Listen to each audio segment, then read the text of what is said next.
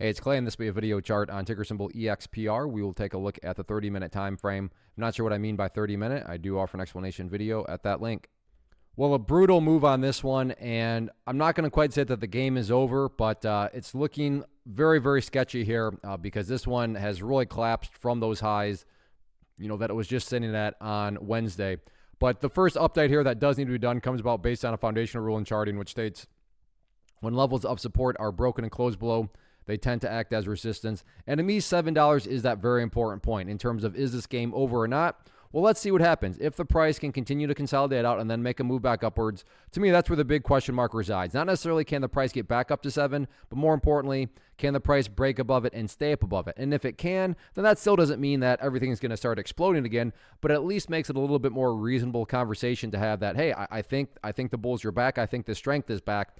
But as long as the price, kind of just, chops around down below that level, then I would be very skeptical in saying that really there's anything truly bullish about the movement. But yeah, again, if the price can work its way up to 7, get above 7, and stay above 7, okay, then at that point, it's a very valid conversation to have about, okay, it's looking like the bulls and the momentum is coming back. So to me, $7 is that very important area from the resistance side of things. As far as levels of support are concerned, first key level of support is just going to be right down there at the 325 mark. And 325, super, super important because, and I'm not saying this will occur, but for explanation's sake, think about if the price were to come down to 325 and then just break down through it and continue on down.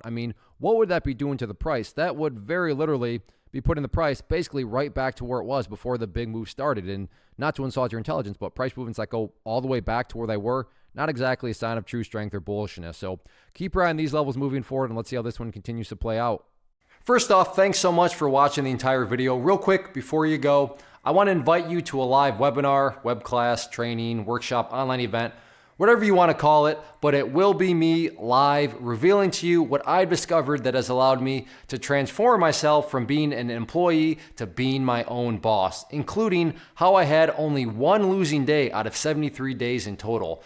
I'm going to cover 3 keys that have helped me unlock profitable consistency within the markets. The first key is super weird, but in a productive type of way. The second key is super awesome because it quite literally is wired into our DNA as humans, making it very easy to use. But in a cruel way, this becomes a pitfall for many traders. I'll explain it all though, including how to avoid the pitfall that it creates for some. And yeah, the third key, when you hear it, sounds way too good to be true, but it's not, and I'll show you how it all works. Then at the end, I open it up for a question and answer session that is, again, totally live. Even if you can't make the live session, please still sign up as it will be recorded, and you can go back and watch the replay that I will send you.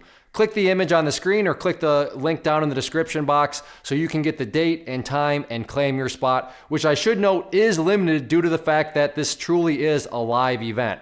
If you have any questions, let me know. If not, I'll be seeing you soon.